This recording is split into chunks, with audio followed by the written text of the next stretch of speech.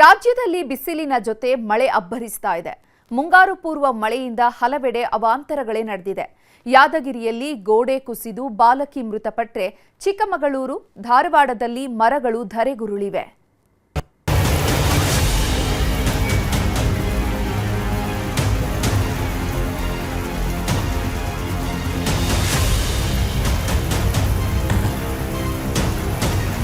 ಅದೇನೋ ಗೊತ್ತಿಲ್ಲ, ಈ ಬಾರಿ ಬಿಸಿಲಿನ ಜೊತೆ ಮಳೆಯೂ ಅಬ್ಬರಿಸ್ತಾ ಇದೆ. ಬೆಳಿಗ್ಗೆ ಎಲ್ಲ ಸೂರ್ಯನ ಪ್ರತಾಪ ಇದ್ರೆ ಸಂಜೆ ಆಗ್ತಾ ಇದ್ದಂತೆ ವರುಣದೇವ ರೌದ್ರಾವತಾರ ತೋರಿಸ್ತಾ ಇದ್ದಾನೆ. ರಾಜ್ಯದ ಹಲವು ಜಿಲ್ಲೆಗಳಲ್ಲಿ ಮಳೆ ಅಬ್ಬರಿಸ್ತಾ ಇದ್ದು ಕೆಲವೆಡೆ ಬೆಳೆ ನಾಶವಾದ್ರೆ ಇನ್ನು ಕೆಲವೆಡೆ ಜನರ ಜೀವವನ್ನೇ ಬಲಿ ಪಡೆದಿದೆ. ಮಳೆಗೆ ಕುಸಿದ ಮನೆಗೋಡೆ, 7 ವರ್ಷದ ಬಾಲಕಿ ಸಾವು. ಯಾದಗಿರಿಯಲ್ಲಿ ವರುಣನ ಅಬ್ಬರಕ್ಕೆ ಮನೆಯ ಗೋಡೆ ಕುಸಿದಿದೆ. ಗೋಡೆ ಕುಸಿದ ಪರಿಣಾಮ ಮನೆಯಲ್ಲಿ ಮಲಗಿದ್ದ 8 ವರ್ಷದ ಅಕ್ಷತಾ ಕೊಪ್ಪರ ಎಂಬ ಬಾಲಕಿ ಸಾವನ್ನಪ್ಪಿದ್ದಾಳೆ. ವಡಗೇರ ತಾಲೂಕಿನ ತುಮಕೂರು ಗ್ರಾಮದಲ್ಲಿ ಈ ಘಟನೆ ನಡೆದಿದೆ. ಹಾಗೆ ಮನೆಯಲ್ಲಿದ್ದ ಸಂಗೀತ ಹಾಗೂ ಭೂಮಿಕಾ ಅನ್ನೋರಿಗೆ ಗಾಯವಾಗಿದ್ದು ಆಸ್ಪತ್ರೆಯಲ್ಲಿ ಚಿಕಿತ್ಸೆ ನೀಡಲಾಗ್ತಿದೆ. ಘಟನಾ ಸ್ಥಳಕ್ಕೆ ಜಿಲ್ಲಾಧಿಕಾರಿ ಹರ್ಷಲ್ ಹಾಗೂ ಎಸ್ಪಿ ಪೃಥ್ವಿಕ್ ಶಂಕರ್ ಭೇಟಿ ನೀಡಿ ಪರಿಶೀಲನೆ ನಡೆಸಿ ಕುಟುಂಬಸ್ಥರಿಗೆ ಸಾಂತ್ವನ ಹೇಳಿದ್ರು. ದಾವಣಗೆರೆಯಲ್ಲೂ ಮಳೆರಾಯ ಅಬ್ಬರಿಸಿದ್ದು ರೈತರು ಕಣ್ಣೀರು ಹಾಕುವಂತೆ ಮಾಡಿದೆ.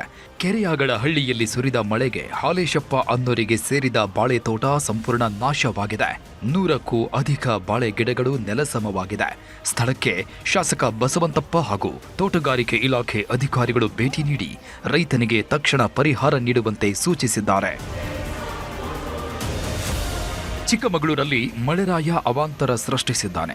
ಕಳಸ ಹಾಗೂ ಕೊಪ್ಪ ತಾಲೂಕಿನಲ್ಲಿ ಭಾರೀ ಮಳೆಯಾಗಿದ್ದು ಮರಗಳು, ವಿದ್ಯುತ್ ಕಂಬಗಳು ಧರೆಗುರುಳಿದೆ.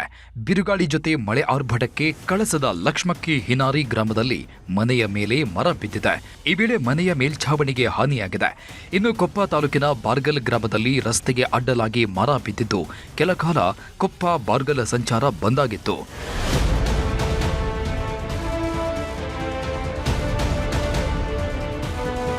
ಚಿಕ್ಕಮಗಳೂರಿನ ಮೂಡಿಗೆರೆಯಲ್ಲಿ ಮಳೆ ಅಬ್ಬರಿಸಿದೆ.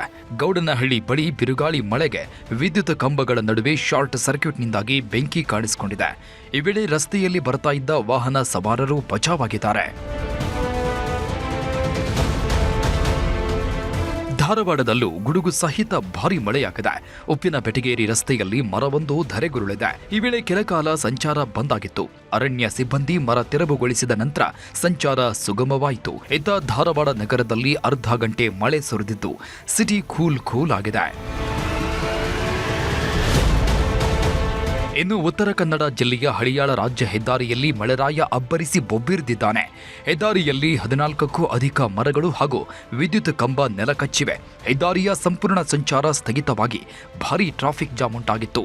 ಅರಣ್ಯ ಇಲಾಖೆ ಸಿಬ್ಬಂದಿ ಹಾಗೂ ಪೊಲೀಸರು ಸ್ಥಳಕ್ಕೆ ಭೇಟಿ ನೀಡಿ ಪರಿಶೀಲನೆ ನಡೆಸಿದ್ದು ಕೂಡಲೇ ಮರಗಳ ತೆರವು ಕಾರ್ಯ ಕೈಗೊಂಡರು. Bureau report, news 18.